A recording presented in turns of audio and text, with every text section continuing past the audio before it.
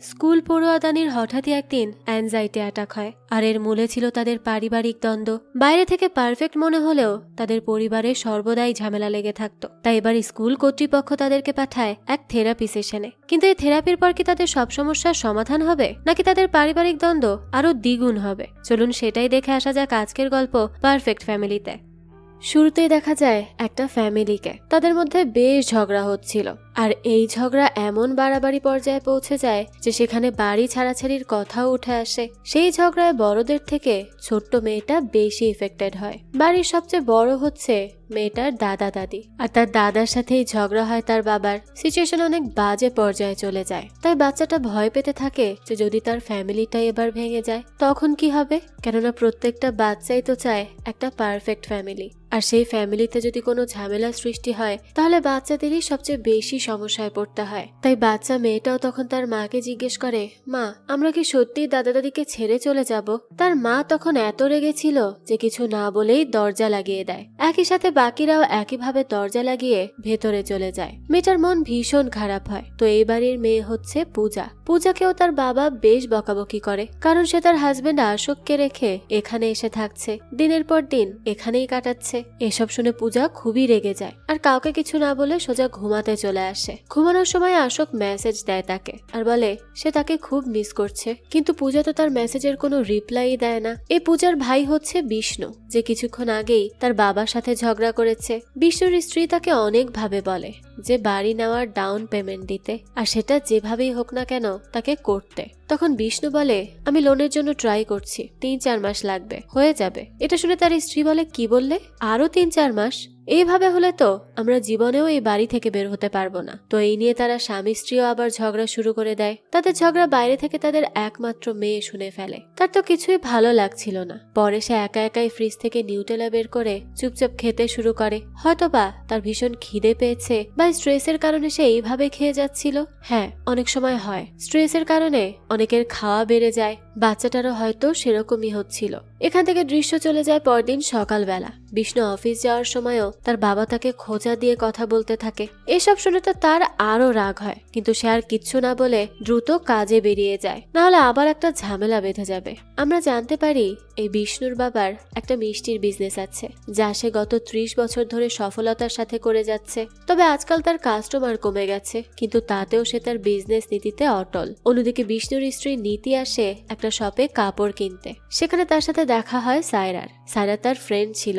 নীতি তখন বলে, কি ব্যাপার তুমি এখানে? সায়রা জানায় এই শপটা আসলে আমারই, তো স্বাগত নীতি। নীতি এই কথা শুনে অনেক এক্সাইটেড হয়ে যায়, আর এরপরই দুজন বসে কথা বলতে থাকে। সায়রা বলে, এত সহজ ছিল না এই সব করা। লোন নিলাম কারণ অ্যাসিস্ট্যান্টের কাজ আমার ভালো লাগছিল না, আমি নিজে কিছু করতে চাইছিলাম। তবে অনেক কাঠখড় পুড়িয়ে এখানে চলেই এসেছি আমি, আর এখন বেশ ভালো আছি। নীতি এসব শুনে বলে, আসলেই তোমার কালেকশনগুলো খুব ভালো হয়েছে। সায়রা এরপর জিজ্ঞেস করে, আচ্ছা তো তুমি বলো তো তোমার ইনলসদের খবর কি? তারা কেমন আছে? কেমন চলছে সবকিছু? নীতি তখন চাপা একটা হাসি দিয়ে বলে, ভালোই। আমরা তো মুভ করেছি ওখান থেকে, তাই উইকেন্ডেই দেখা করতে যাওয়া হয়। আসলে নীতি তার বান্ধবীর সামনে নিজেকে অনেক হ্যাপি দেখানোর চেষ্টা করছিল, তবে সে তার সাকসেস দেখে নিজেকে খুব ছোট ভাবছিল ভেতরে ভেতরে। কারণ বিয়ের পর সে সবকিছু ছেড়ে একজন হাউসওয়াইফ হয়েই থেকে গেছে, আর আজ তার নিজের বান্ধবীকে এত ভালো একটা লাইফস্টাইল আর ক্যারিয়ার অ্যাচিভ করতে দেখে তার বেশ হিংসে হচ্ছিল। বলা যায় নিজের জন্য তার আফসোস হচ্ছিল। অন্যদিকে বিষ্ণু আজ ভাবছিল তাকে ম্যানেজার করা হবে অফিসে, কিন্তু না, তার এত কষ্ট করার পরও তাকে ম্যানেজার না বানিয়ে অন্য একজনকে বানিয়ে দেওয়া হয়। বিষ্ণু এতে অনেক বেশি হতাশ হয়ে যায়, আর বাথরুমে বসে বসে সে ভাবছিল তার জীবনের সাথে এসব কি হচ্ছে। অন্যদিকে আমরা বিষ্ণুর মেয়ে দানিকে দেখতে পাই। সেই স্কুলের মধ্যেও অনেক আনমনা হয়েছিল, তার মাথায় কিছু একটা চলছে। তো টিচার যখন তাকে দৌড়াতে বলে তখন সে আরো বেশি হাঁপিয়ে যাচ্ছিল, আর হুট করেই সেই স্কুলের মধ্যে প্যানিক অ্যাটাক করে বসে। টিচার তখন কোনো মতে তাকে সামলে তার ফ্যামিলিকে ডেকে আনে। দানির দাদা টিচারকে বলে, আপনি বললেন দানির নাকি কি হয়েছে, কিন্তু দানি তো একদম ঠিক আছে। টিচার এটা শুনে বলে, আপনি আমাদের কথা বুঝতে পারছেন না। আমি বলছি দানির অ্যাংজাইটি অ্যাটাক হয়েছিল। আসলে দানি খুব বেশি সফট স্বভাবের মেয়ে, সে সবকিছু সহজেই মনে নিয়ে নেয়, আর তাই সে আপনার ঘরের নেগেটিভ এনার্জিকে নিজের মধ্যে অ্যাডজাস্ট করতে পারছে না। আর এ কারণেই সেইভাবে অসুস্থ হয়ে যাচ্ছে দিন দিন। এই কথায় দানির দাদা মিস্টার কারকারিয়া খুবই রেগে যায় আর টিচারকে বলে, তোর মাথা ঠিক আছে? আসছে বলতে আমার বাড়ি নেগেটিভিটিতে ভরা। টিচার তার এই ব্যবহার দেখে বলে, এই যে আপনার ঠিক এই আচরণটাই দানির জন্য অসুস্থতার কারণ হতে পারে, তাই বলছি এসব তার সামনে করা যাবে না। মিস্টার কারকারিয়া বলতে থাকে, দেখুন আমি ভদ্রভাবে বলছি, আমরা আমাদের মেয়েকে খুব আদর যত্নে রাখি, তাকে কখনো কোনো কষ্ট দিয়ে কিছু করিনি, তাহলে তার কেন এসব হবে? টিচার বলে, আমি একজন কাউন্সিলর আর আমি তার সাথে কথা বলার পর এই বিষয়ে নিশ্চিত হয়েছি, তাই আমি শিওর হয়ে বলছি। দানি কতবার বলেছে তার পেট ব্যথা, তার কারণ সে অ্যাংজাইটির মধ্যে আছে, তাই এটা তার ডাইজেস্ট সিস্টেমের মধ্যে এফেক্ট করছে। তখন নীতি বলে, এটা স্বাভাবিক ডাইজেস্ট প্রবলেম, আমার দানি ঠিকই আছে, তার কিছুই হয়নি। টিচার তখন অবাক হয়ে যায় আর বলতে থাকে, আপনারা সবাই ডিনাই করছেন, কিন্তু তার থেরাপি দরকার, আপনারা কেন বুঝতে পারছেন না? তার ফ্যামিলি থেরাপি দরকার। নীতি তখন বলতে থাকে, আপনি আমাদের ফ্যামিলির সম্পর্কে কতটা জানেন? আমি বলছি তো সে ঠিক আছে। তাদের এসব দেখে টিচার আর কথা বাড়াতে পারে না, কারণ সেখানে মিস্টার কারকারিয়া টাকা দিয়ে প্রিন্সিপালের কথা বলার স্কোপ কমিয়ে দেয়। প্রিন্সিপাল ডোনেশন পেয়ে বলে, ঠিক আছে, দানির কিছু সমস্যা থাকলেও আমরা তাকে স্কুলে সামলে নিব, আপনাদেরকে ভাবতে হবে না। যাওয়ার পথে মিস্টার কারকারিয়া বলে, আমাদের রক্তে কারো কোনো সমস্যা নেই, কিন্তু আজ এইসব শুনতে হলো। নীতি তখন রেগে গিয়ে বলে, ও তাহলে বলে দিন যে আমার রক্তেই সমস্যা আছে। এবার রেস্টুরেন্টে খাওয়ার সময় মিস্টার কারকারিয়া আইফোন কিনে আনে আর দানিকে দিয়ে বলে, এই নাও, আজ থেকে এটা ইউজ করলে আর কোনো সমস্যা হবে না। নীতি এটা দেখে বলে, বাবা এই সব কি? দানির বয়স মাত্র 11 বছর, সে এখনই কেন মোবাইল ইউজ করবে? তখন মিস্টার কারকারিয়া বলে, এইসব এখন চলে, দানি এটা ইউজ করলে আর ওই বোকা কাউন্সিলরকে প্রয়োজনই হবে না। এরপর সে জিজ্ঞেস করে, কি দানি পছন্দ হয়েছে না? দানিও বলে, হ্যাঁ দাদু, খুব সুন্দর হয়েছে। তারপরে তারা সবাই চলে আসে একটা বিয়ের অনুষ্ঠানে। সেখানে বিষ্ণু এসে নীতিকে জানায়, আমি অনেক চেষ্টা করেছি কিন্তু প্রমোশন পাইনি। এ কথা শুনে নীতি বিরক্ত হয়ে যায় আর বলে, বুঝতে পেরেছি, আমি কখনোই বাড়ি থেকে বেরই হতে পারবো না। তো এই নিয়ে তাদের দুজনের কথা কাটাকাটি চলতে থাকে। তখন এই সবকিছু দূর থেকে দেখে ফেলে দানি আর সে আবারও ডিপ্রেশনে যেতে থাকে। তো আজ বিয়ের অনুষ্ঠানে মিস্টার কারকারিয়া মদ খেয়ে একেবারে মাতাল হয়ে যায়। এরপর সে তার স্ত্রীর সাথে নাচ করতে শুরু করে, যাতে করে তার স্ত্রী অস্বস্তিতে পড়ে যায় আর তাকে এক ধাক্কা দিয়ে সরিয়ে দেয়। সে সময় মিস্টার কারকারিয়া এসে বিষ্ণুকে বলে, বিয়েতে টাকা উপহার দিব, এনেছিলি? তোকে না কলে বলা হয়েছিল? বিষ্ণু বলে, না, আমাকে তো কেউ কল দেয়নি আর আমি আনিও নি। মিস্টার কারকারিয়া তখন বলে, তুই ছোট থেকে আমাকে অপমান করাতে মাহির, তাই না? এরপর সে বলতে থাকে, নীতি, তোমাকে যে বিয়েতে আমরা উপহার দিয়েছিলাম সেই হাতের চুড়িগুলো আমাকে দিয়ে দাও। নীতি বলে, কি বললেন? মিস্টার কারকারিয়া বলে, বলেছি তোমার হাত থেকে চুড়িগুলো খুলে আমাকে দিয়ে দাও, এখানে আমার মান সম্মানের প্রশ্ন, ফ্যামিলি ইমেজ নষ্ট হয়ে যাবে কোনো গিফট দিতে না পারলে, তাই চুড়িগুলো দিয়ে দাও বলছি। নীতি তখন বাধ্য হয়ে তার কথা মতো চুড়ি খুলে দেয় আর এই সবকিছু দেখে খুব বাজেভাবে আঘাত পায় দানি। নীতির চোখের সামনেই তার বিয়ের প্রিয় চুড়িগুলো তার শ্বশুর অন্য একটা মেয়ের হাতে পরিয়ে দেয়, যা দেখে নীতির খুব রাগ হয়, খুব খারাপ লাগে, কিন্তু সে কিছু বলতেও পারে না। এবার এই সবকিছু দেখে দানি আবারও অ্যাংজাইটির মধ্যে ডুবতে থাকে। দেখা যায় ক্লাসে সবাই হাসাহাসি করছে, কিন্তু দানি এক দৃষ্টিতে এসব নিয়েই ভেবে যাচ্ছে। তখনই সে দেখে একটা ছেলে তাকে নিয়ে মজা করছে, তার প্যানিক অ্যাটাক নিয়ে হাসি তামাশা করছে। এসব দেখে দানির মাথা আর কাজ করে না। সে আর সহ্য করতে না পেরে এক পর্যায়ে পেন দিয়ে ছেলেটাকে আঘাত করে বসে। এর ফলে দানির ফুল ফ্যামিলি শুরু হয় therapy session anxiety specialist doctor মেঘার কাছে। সেখানে মেঘা প্রথমে পর্যালোচনা করতে শুরু করে দানির ফুল ফ্যামিলির আচরণকে। মিস্টার কারকারিয়া বলে, আপনি যাই করার কথা ভাবছেন না কেন, আমি আগেই বলে দিচ্ছি, আমাদের ফ্যামিলির উপর ব্লেসিংস আছে, আমাদের এখানে কেউ অসুস্থ হয় না। মেঘা তখন বলে, আমি কখন বললাম আপনারা অসুস্থ? মিস্টার কারকারিয়া বলে, বলেননি, কিন্তু যেভাবে তাকিয়ে আছেন তাতে তো মনে হচ্ছে আমার মাথা খারাপ। মেঘা বলে, দেখুন, আমি এরকম কিছুই বলিনি আর ভাবিও নি। আর নীতি, তোমার কি বাইরে কোথাও যাওয়ার ইচ্ছা আছে? নীতি বলে, হ্যাঁ, আমি আপনার এই রুমের বাইরে যেতে চাই, আমার বিরক্ত লাগছে। মিস্টার কারকারিয়া তখন বলতে থাকে, ডাক্তার, আপনি আমাদেরকে ফ্যামিলি রিপোর্ট দিয়ে দিন তো, যাতে করে আমাদের নাতনিকে স্কুল থেকে বের না করে, আর রিপোর্টে সব ওকে আছে তেমনই লিখে দিন, কারণ আমাদের ফ্যামিলির মধ্যে কোনো সমস্যা নেই। মেঘা তখন বলে, দেখুন, আপনার নাতনি স্কুলে ভালোভাবে থাকবে কিনা সেটা তো আপনাদের উপরই ডিপেন্ড করছে, আপনি কি আপনার পরিবারকে ভালোবাসেন? মিস্টার কারকারিয়া বলে, আমি যা করেছি সব তো আমার পরিবারের জন্যই করেছি, তাদের আমি অনেক ভালোবাসি, আর আপনার যত টাকা লাগে একবারে নিয়ে নিন তো, আর আমাদের যেতে দিন। দানির যা পেটে সমস্যা আছে তা আমরা দূর করে নিব। বিষ্ণুও তখন তার বাবার সাথে একমত হয় আর তারা হ্যাপি পারফেক্ট ফ্যামিলি এটাই প্রমাণ করতে ব্যস্ত হয়ে পড়ে। এখান থেকেই দোকানে আসে মিস্টার কারকারিয়া। আর আজ তার কাস্টমার অন্য দোকানে চুরি করে নিলে সে তো খুব রেগে যায়। তখনই সেই দোকানি মিস্টার কারকারিয়াকে বলে, আমি জানি তোমাদের সবার মাথা খারাপ, তাই তো পুরো পরিবার মাথা খারাপ ঠিক করার ডাক্তার দেখাও। মিস্টার কারকারিয়া বুঝতে পারে এই ডাক্তারের কাছে যাওয়া আসা তার সামাজিক সম্মানের উপর এফেক্ট করতে শুরু করেছে। এইভাবে চলতে থাকলে তার সব শেষ হয়ে যাবে। তাই সে আজই থেরাপিতে যাওয়ার সময় ফ্যামিলিকে বলে, দেখো আমাদেরকে যেভাবেই হোক জলদি থেরাপি নেওয়ার কাহিনীটা শেষ করতে হবে, না হলে কিন্তু আমাদের পরিবারের সম্মান ধরে রাখা মুশকিল হয়ে পড়বে। নীতি তখন বলে, কিন্তু ডাক্তারের কথায় না চললে তো আবার দানিকে স্কুল থেকে বের করে দিবে, তখন কি হবে? স্কুলে ফ্যামিলি থেরাপির রিপোর্ট দিতেই হবে। মিস্টার কারকারিয়া তখন বলে, তাহলে এক কাজ করি, আজ আমরা যখন থেরাপি নিতে যাব তখন ডাক্তারের কথায় হ্যাঁতে হ্যাঁ মিলাবো, তাহলেই তো হয়ে গেল। এতে করে ডাক্তার ভাববে আমরা তার কথা শুনছি আর বুঝতেও পারছি, তাহলেই জলদি জলদি সে আমাদেরকে রিপোর্ট দিয়ে দিবে। সবাই তখন তার কথায় একমত হয় আর সোজা চলে আসে থেরাপি সেশনে। ডাক্তার মেঘা বলে, গতবার আপনারা সবাই বেশ ওপেন আপ হয়েছিলেন, আর আমি আপনাদের পর্যালোচনা করে বুঝতে পেরেছি আপনাদের একে অপরের প্রতি অনেক রাগ আছে, আর যা প্রকাশ পায় ঝগড়ার মাধ্যমে। আসলে আমরা যাদেরকে বেশি ভালোবাসি তাদের প্রতি আমরা রাগও দেখাই বেশি, তাই এটা খুবই স্বাভাবিক। কিন্তু অতিরিক্ত চেপে রেখে বাজে পরিস্থিতি করাটা মোটেও স্বাভাবিক নয়। তো নীতি, তুমি আমাকে বলো তো বিষ্ণুর এমন একটা দিক যা তোমার পছন্দ নয়। নীতি তখন বলে, বিষ্ণু তার পরিবারকে সময় দিতে পারে না, সেটা আমার পছন্দ নয়। বিষ্ণু এর কথা শুনে বলে, কি বললে? আমি সময় দেই না? মেঘা তখন বলে, বিষ্ণু রিয়্যাক্ট করবে না। তুমি উত্তর দেওয়ার আগে এটা ভেবে নাও যে নীতি তোমাকে কত ভালোবাসে আর কেয়ার করে, আর তাই তোমার কাছে সে এইসব আশা করেছে।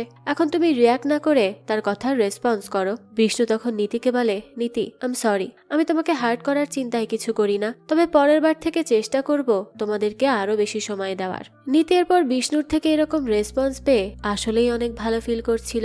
নীতি যে আসলে বিষ্ণুর থেকে এরকম কোনো কথা শুনবে তা তো সে কখনো আশাই করেনি। মেঘার পর বলতে থাকে, তো এভাবে বিষ্ণুর মতো আপনারা সবাই একে অপরের প্রশ্নের রিয়্যাক্ট না করে রেসপন্স করবেন, তাহলেই দেখবেন ঝগড়াটা আর বাজে দিকে যাবে না, আর নেগেটিভ এনার্জিও ক্রিয়েট হবে না। অন্যদিকে দানিকে তার টিচার বলে, তোমার কি এখনো ভায়োলেন্সের চিন্তা মাথায় আসে?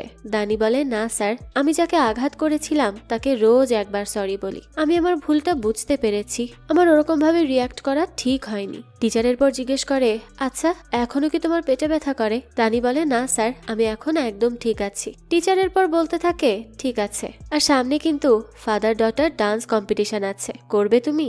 দানি কথা শুনে বলে, সরি স্যার, আমি পারবো না, আমার এক্সাম আছে, আর বাবাও পারবেন না, তিনি তো খুব ব্যস্ত থাকেন, আর তাছাড়া ডান্স তিনি করেন না আর পারেনও না। এসব শুনে টিচার বলে, সমস্যা কি, তুমি শিখিয়ে দিও বাবাকে, তাও করবে না?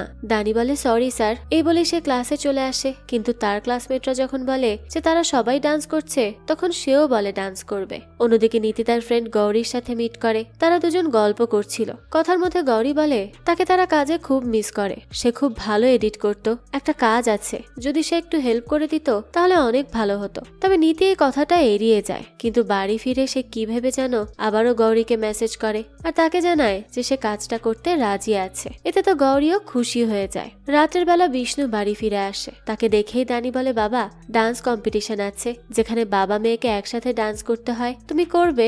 বিষ্ণু বলে, যদি তুমি চাও তাহলে বাবা করবে, কোনো সমস্যা নেই, এখন যাও দ্রুত গিয়ে ঘুমিয়ে পড়ো, অনেক রাত হয়েছে। দানিও তখন বাবার কথা শুনে খুশি হয়ে যায় আর সেখান থেকে চলে যায়। বিষ্ণু এরপর নীতিকে বলে, এইসব ঝামেলা আমার উপরেই কেন আসে, তুমি পারলে না এটা সামলাতে? নীতি বলে, দেখো এখানে আমি কি করব, বাবা মেয়ের ডান্সে আমার কি করার থাকতে পারে? নিজের বন্ড নিজের মেয়ের সাথে আছে কিনা এটা তারই প্রমাণ। বিষ্ণু তখন বলে, আমার মেয়ের সাথে আমার বন্ড যথেষ্ট ভালো আছে। এর উত্তরে নীতি বলে, কই একদিনও তো দেখিনি প্যারেন্টস মিটিং এ, মেয়ে কোন ক্লাসে আছে সেটাই তো জানো না। বিষ্ণু এটা শুনে বলে, কি বলতে চাইছো তুমি? তোমাদের কি টাকা দেই না আমি কি কোনো দায়িত্ব নেই না? নীতি বলে, দেখো টাকা দিয়ে কি করুণা করছো নাকি আমাদেরকে? মেয়ের প্রতি যদি আসলেই কোনো ভালোবাসা আর কেয়ার থেকে থাকে তাহলে যাও ওই কম্পিটিশনে অ্যাটেন্ড করো, আমার সাথে ঝগড়া করে কিছুই হবে না। অন্যদিকে মিস্টার সোমনাথ কারকারিয়া আসে তার একজন পুরাতন কাস্টমারের কাছে, তার নাম জ্যোতি। যদি হঠাৎ করেই মানা করে যে তার কোম্পানি আর তার কাছে মিষ্টির অর্ডার করবে না। কারকারিয়া তখন অবাক হয় আর এর কারণ জানতে চায়। যে কেন সে এমনটা বলছে। জ্যোতি তখন বলে তার ইচ্ছা সে অর্ডার করবে না। সেই সময় দেখা যায় পূজা সেখানে চলে আসে আর সে সেই সমস্যার ব্যাপারে কথা বলে। তখন সে বুঝতে পারে আসলে জ্যোতি পুরাতন প্যাকেজিং আর মিষ্টির জন্যই এরকম করছে। তাই পূজা বলে তাকে যদি একটা চান্স দেওয়া হয় তাহলে এই সমস্যার সমাধান সে ঠিকই বের করবে। জ্যোতি তখন পূজাকে সেই মতোই চান্স দিয়ে দেয়। এরপরই কারকারিয়া বাইরে এসে পূজাকে বলে তুই এই কাস্টমারের কাজ করিস না, আমাদের চাই না এরকম বেয়াদব কাস্টমার। আরো কত কাস্টমার আসবে যাবে। পূজা এসব শুনে বলে বাবা প্লিজ এভাবে রাগ করো না, তুমি একদমই ভেবো না তো, আমি ঠিকই কাস্টমার হ্যান্ডেল করে নিব আর সবকিছুই খুব ঠিকঠাক হবে। তখন কারকারিয়া বলে হয়েছে হয়েছে, আমার খুব জানা আছে কি করবে তুমি। পূজা বলে আর আমি যদি সত্যিই জ্যোতিকে আবারও তোমার শপের ক্লায়েন্ট করে নেই তখন কি মানবে।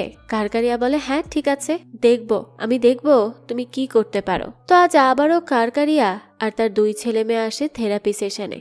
মেঘা সেখানে পূজা আর বিষ্ণুকে জিজ্ঞেস করে তারা কিভাবে বাসায় থাকে। পূজা বলে সে নেগেটিভ এনার্জি থেকে ডিপ্রেশনে না গিয়ে এখন তো উল্টো কিছু না কিছু শিখতে থাকে। তার কাছে তার ফ্যামিলিটা পারফেক্টই মনে হয়। সোমনাথ কারকারিয়াও তখন বেশ গর্ব করে বলে তার ছেলে মেয়েকে সে সেভাবেই বড় করেছে যেন সবসময় পরিস্থিতি থেকে শিখতে পারে।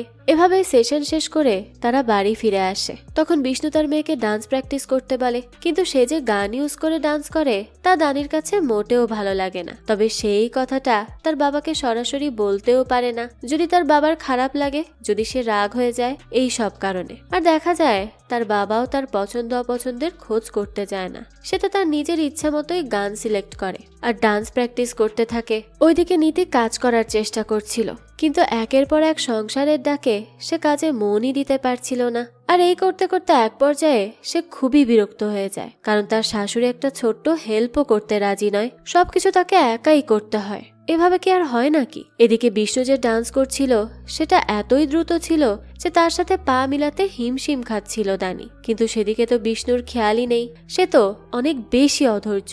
সে যে একটু সময় নিয়ে তার মেয়েটাকে শেখাবে তা সে মোটেও পারে না, সে দ্রুত সবকিছু শেষ করতে চায়। আর এইসবে দানিরও বেশ মন খারাপ হয়, কিন্তু সে তার বাবাকে তেমন কিছুই বলে না। এরপরে আবারও শুরু হয় থেরাপি সেশন।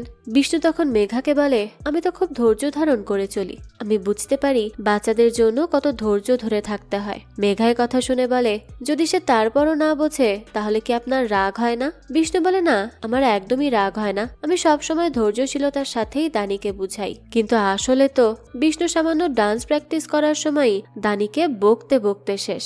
দানি তো কোনোভাবে এত দ্রুত শিখতে পারছিল না, তাই বিষ্ণু তখন তাকে প্রেসার ক্রিয়েট করতে থাকে আর বলে দানি শোনো, এইভাবে হলে কিন্তু আমরা হেরে যাব, তোমাকে আরো শক্ত করে শিখতে হবে। আমি জানি তুমি পারবে, কারণ তুমি আমার মেয়ে, আর আমার মেয়ে হয়ে এত কাঁচা ডান্সার তো কিছুতেই হতে পারে না। তাই আবারও করো, আর এইবার কিন্তু একেবারে ঠিক মতো করবে। কিন্তু বাবার শেখানো ডান্স করতে গিয়ে দানি হুট করে পড়ে যায়, তাই এই ডান্স রেখে এবার দানি তার পছন্দের গান দেয় আর তার বাবাকে বলে বাবা আমি এই গানটা চাই, এই গানে ডান্স করতে চাই। অন্যদিকে নীতিকে দেখা যায় সে আসে তার কাজ জমা দিতে।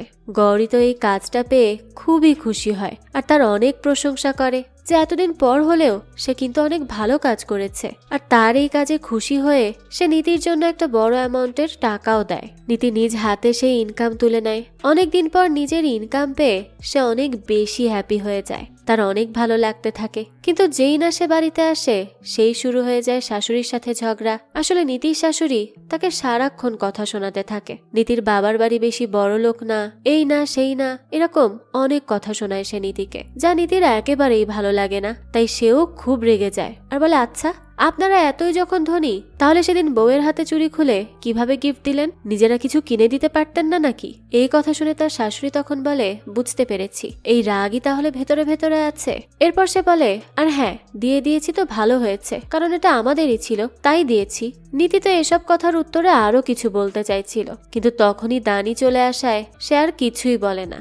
এরপর দেখা যায় নীতির শাশুড়ি থেরাপি সেশনে আসে আর বলতে থাকে আমি তো অনেক ভালো, আমি কারো কথা মনে ধরে রাখি না, আমি সর্বদা ক্ষমায় বিশ্বাসী, আমি সবাইকেই সবসময় ক্ষমা করে দেই। আর আমার বৌমার সাথে আজ পর্যন্ত কোনো কিছু নিয়ে তেমন কথা কাটাকাটিও হয়নি আমার। নীতিও তখন না পেরে তার হ্যাঁতে হ্যাঁ মেলায়। মেঘা এসব শুনে নীতিকে বলে আর তুমি নিজেকে সবসময় কিভাবে সামলাও। নীতিও তখন সত্যিটা বলে না যে আসলে সে যতবার ঝগড়া করেছে ততবারই নিজেকে কাট করেছে, আর এভাবেই সে তার রাগ কন্ট্রোল করে রাখে। অন্যদিকে সোমনাথ কারকারিয়া আর পূজা আসে নতুন মিষ্টি স্যাম্পল নিয়ে। এটা খাওয়ার পর তো জ্যোতি খুবই পছন্দ করে, সে তো বেশ ইমপ্রেসড হয়ে যায়। পূজারাও তো এটা দেখে খুশি হয়ে যায় আর ভাবতে থাকে তাহলে কি এবার জ্যোতি তাদেরকে অর্ডার দিয়েই দিবে। এদিকে স্কুলের কম্পিটিশন আজ শুরু হয়, যেখানে দানি তার ফ্রেন্ডের ডান্স দেখে বেশ ভয় পায় যে হয়তোবা সে জিততে পারবে না, কারণ তার ফ্রেন্ড তো অনেক ভালো ডান্স করছে আর সে যদি জিততে না পারে তখন তো সবাই তাদেরকে নিয়ে হাসাহাসি করবে।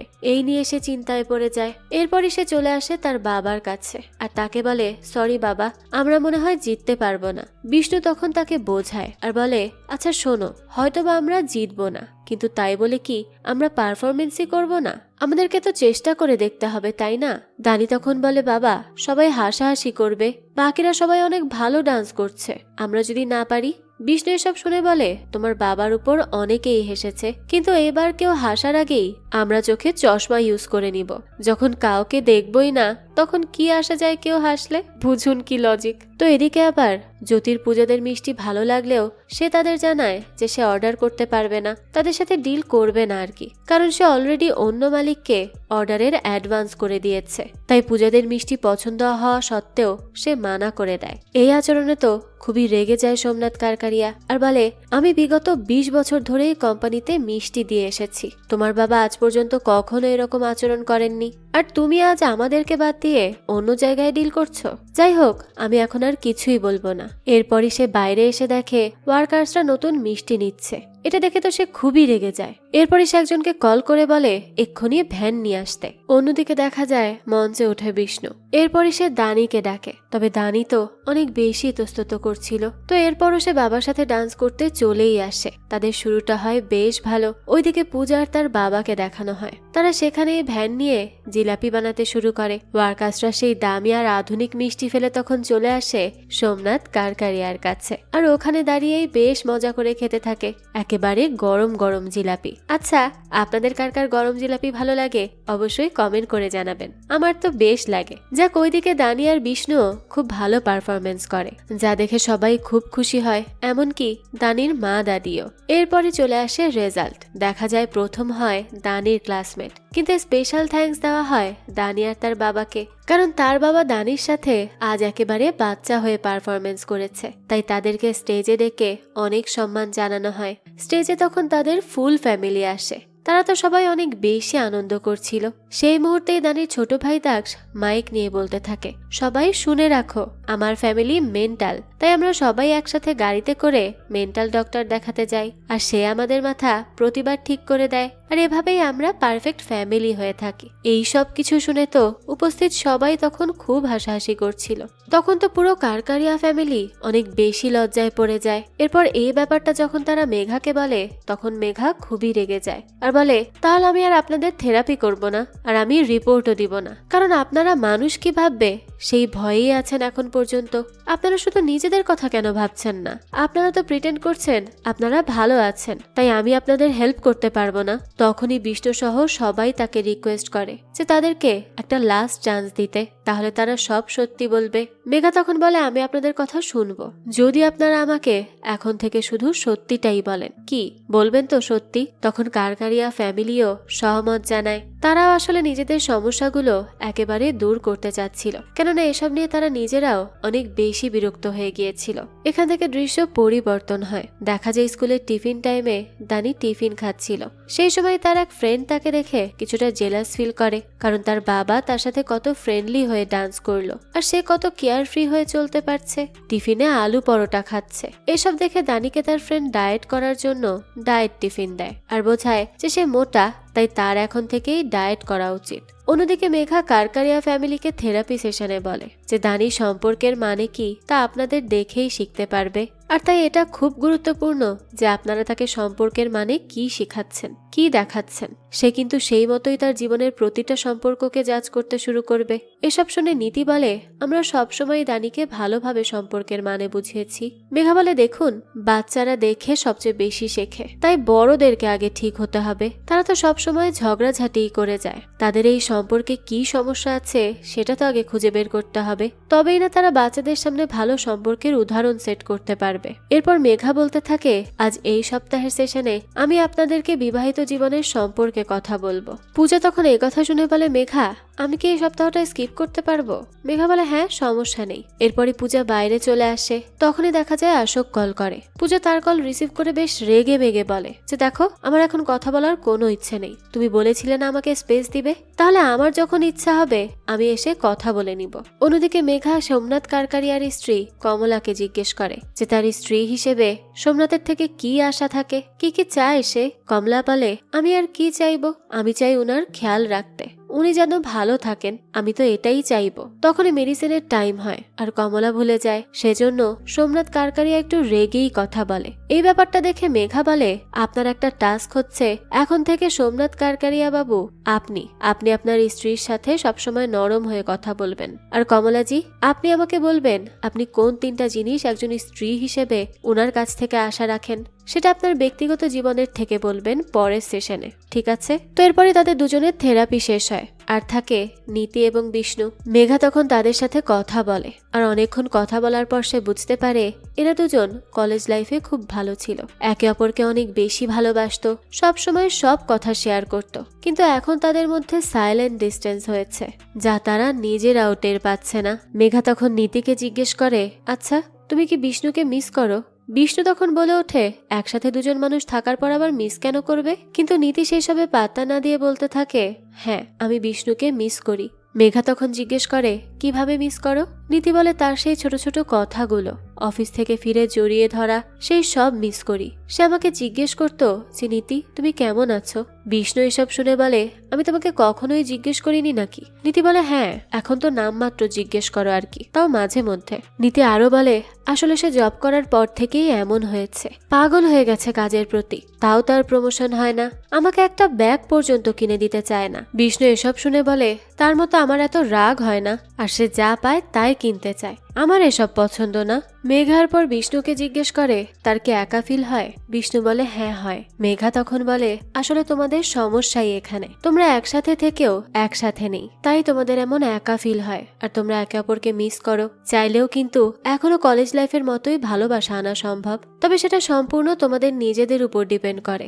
একে অপরকে আবারও শুরু থেকে একটু বোঝার চেষ্টা করো, সময় দাও সম্পর্কটাকে। অন্যদিকে সোমনাথ কারকারিয়া তার বন্ধুদের সাথে আলোচনা করে যে তাকে ডাক্তার বলল সে নাকি তার স্ত্রীকে ভালোবাসে না, এখন তার কাছে তো এরকম কিছুই ফিল হচ্ছে না। তার বন্ধুরা তখন তাকে বলে এসব পাগল ডাক্তারের কাছে গিয়ে খামোখা সময় নষ্ট না করতে, এসব করে কোনো লাভ নেই। অন্যদিকে বিষ্ণু থেরাপিস্টের কথা মতো নীতিকে সময় দেওয়ার চেষ্টা করতে থাকে। আজ আসে তারা একটা রেস্টুরেন্টে, কিন্তু সেখানে এসেও অফিসের কথা বলতে থাকে বিষ্ণু, আর সেই ওই এক মোবাইল ইউজ করে যায়। নীতি তার সাথে কথা বলার অনেক চেষ্টা করছিল যে বাচ্চারা বড় হয়েছে, এখন তার কাজে ফিরলে ভালো হতো, তার এভাবে আর ভালো লাগছে না। কিন্তু তার এই কথাটা এড়িয়ে যায় বিষ্ণু, সে যেন তার কথা কানেই তোলে না। বাড়ি এসেও নীতি এই একই কথা বলতে চাচ্ছিল, কিন্তু বলার সেই সুযোগই দেয় না বিষ্ণু তাকে, তাই তার বেশ খারাপ লাগে, কিন্তু সে আর কিছুই বলে না। দৃশ্য চলে যায় পরের দিন। দানি আর কমলা আসে শপিং করতে। দানি কি যেন একটা দেখেছে অনলাইনে আর সেটা কিনতেই চলে এসেছে। কমলা জিনিস কেনার সময় দেখে তার বয়সে একজন মহিলা নিজের হাজবেন্ডের সাথে বাজার করছে আর তারা বেশ হ্যাপি ছিল। এটা দেখে সে ভাবতে থাকে যদি সেও এরকম একটা জীবন পেত তাহলে কতই না ভালো হতো। অন্যদিকে বিষ্ণু আর নীতি আসে তাদের কলেজ পার্টিতে, সেখানে তাদের পুরাতন বন্ধুরাও আসে।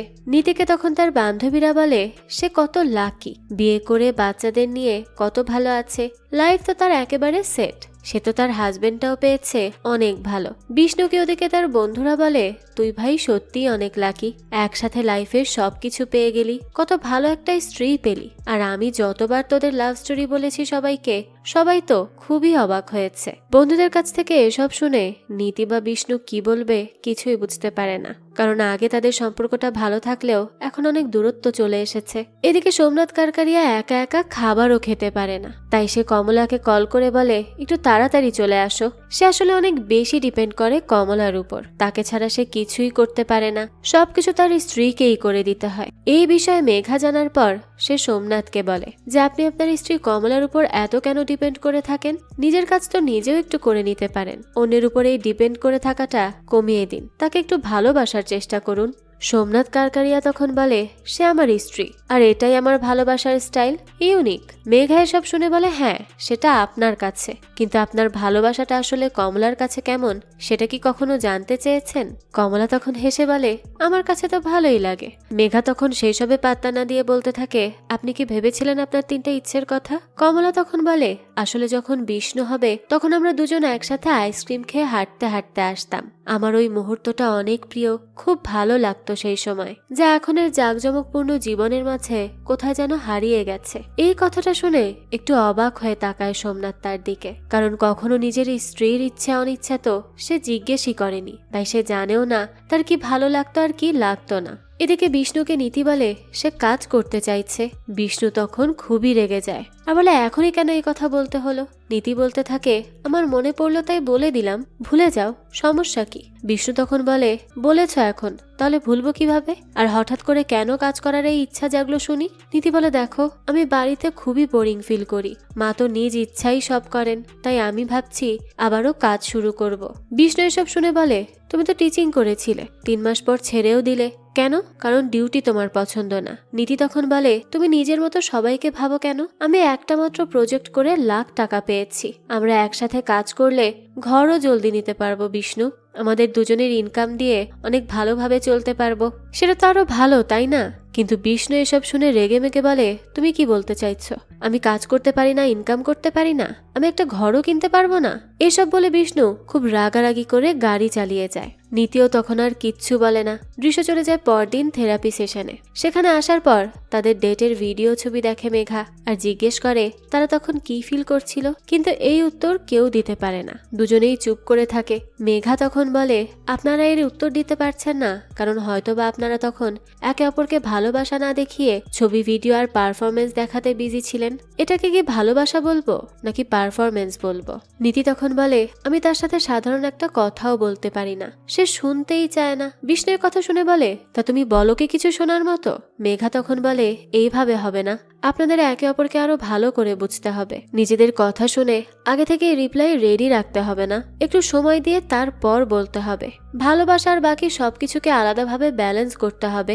অন্যদিকে তখন দেখা যায় আজ সোমনাথ আইসক্রিম খাওয়াতে নিয়ে আসে কমলাকে, আর বাড়ি ফিরেই বিষ্ণু নীতিকে একটা ব্যাগ গিফট করে।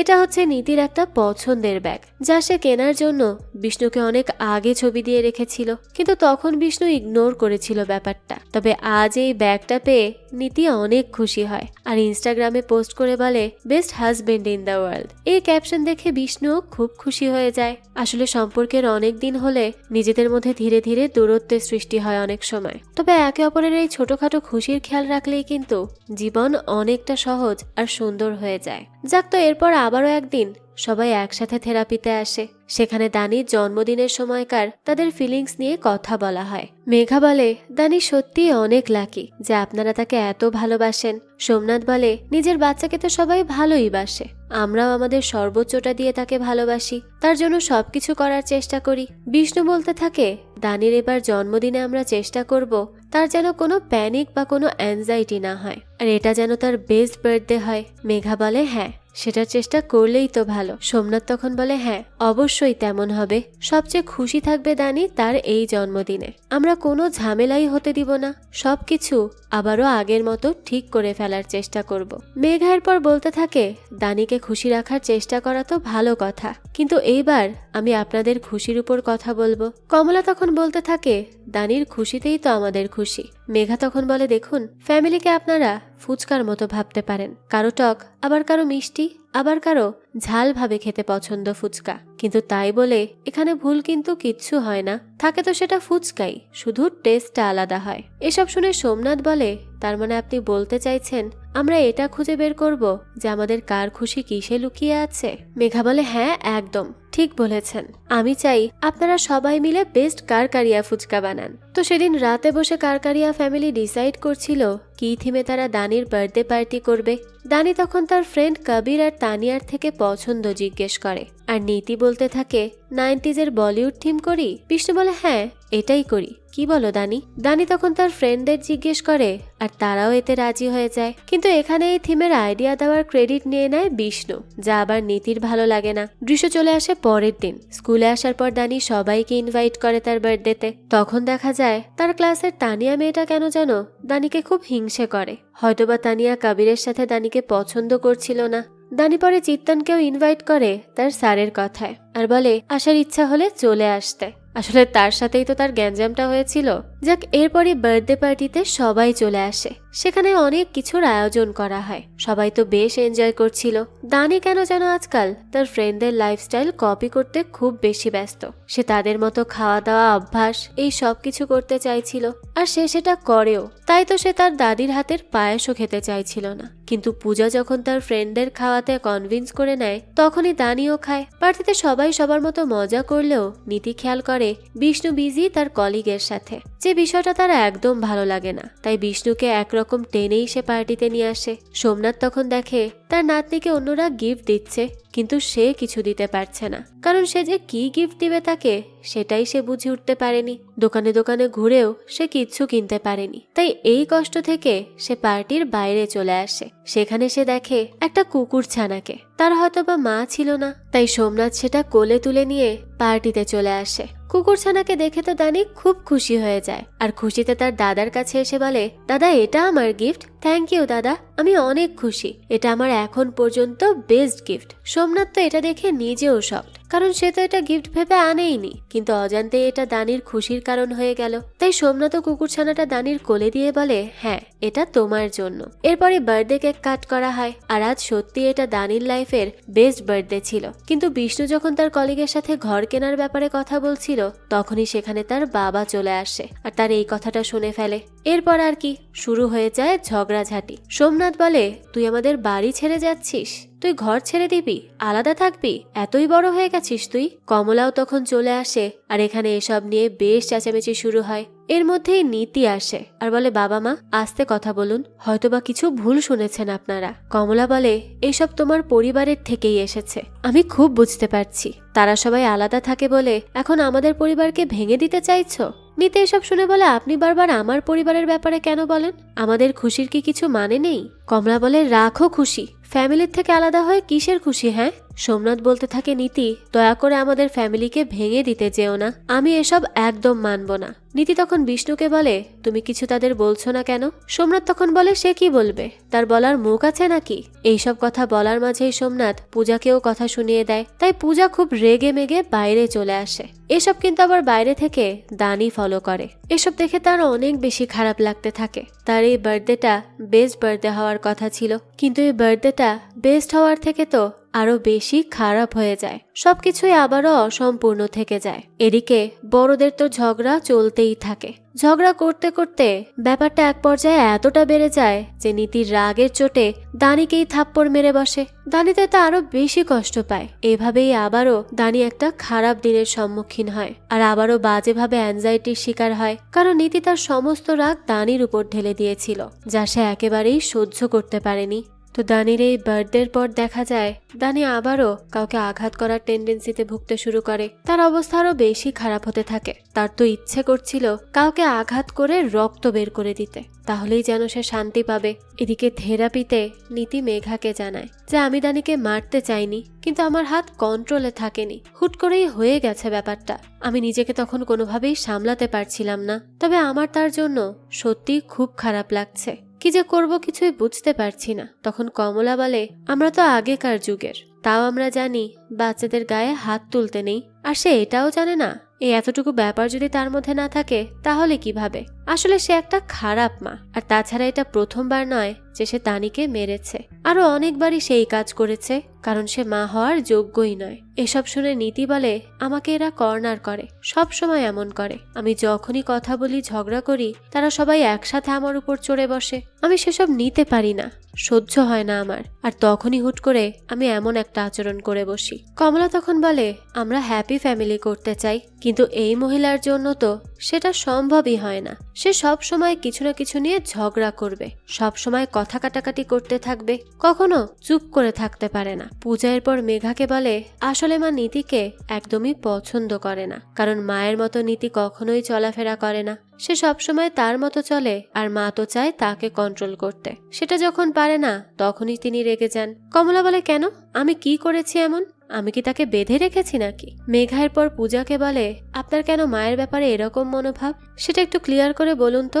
এবার পূজা আসল কথাটা বলে। আসলে পূজাকে সবসময় বিষ্ণুর থেকে আলাদা করে ফেলতো কমলা, আর সেটা মনে ধরে রাখতো পূজা, আর সেখান থেকেই তার এমন ধারণা। কমলা তখন মেঘাকে বলে আমি কখনোই বিষ্ণু আর পূজাকে আলাদা করে ভাবিনি, যা বিষ্ণুকে দিয়েছি তাকেও তাই দিয়েছি।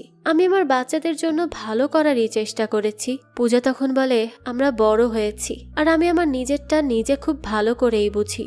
কমলা তখন বলে শোন, যখন মা হবি না তখন বুঝবি আমি কেন এরকম করতাম। পূজার কথা শুনে বলে হতে চাই না আমি মা, আমার ভয় হয় যদি আমিও তোমার মতো মা হয়ে যাই, তখন তো আমার বাচ্চারা কষ্ট পাবে, যা আমি কখনোই চাই না।